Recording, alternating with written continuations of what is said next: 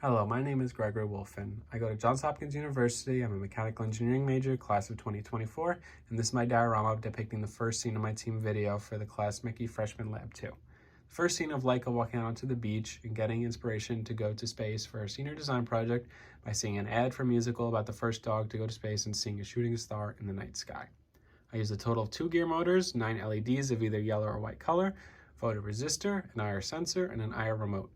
Gear motors were used to move the star across the sky and lift the moon into the night sky.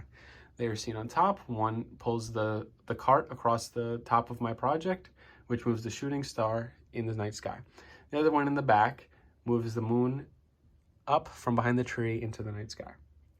Lights were used to represent stars in the sky, and they turned on as the sun set in the beginning of the final video.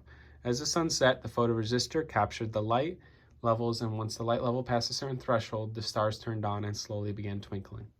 Once the stars were lit up, I used an IR remote to control the moon gear motor and then the star gear motor. The IR remote was the new component and helped depict the story by providing a means for me to interact with my diorama without being in the frame, and I was able to manually time specific actions that needed to occur, like rising the moon and moving the star.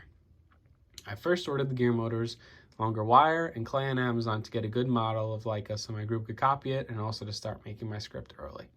I went to Michael's to get some materials such as the black paper and clear wire used to hold up the moon and star once I finished most of my code and to start the construction. My first problem was finding a strong enough backbone to build a diorama around that I could easily manipulate. I eventually chose cardboard boxes that I cut into the shapes I needed, but I would have preferred a stronger material, although I also didn't want to spend too much more money than I already had. It's pretty much near the limits of my budget that I wanted to spend. Behind is my mess of wires, my breadboard, and my Arduino board that is plugged into my computer, and all of the LEDs are plugged in.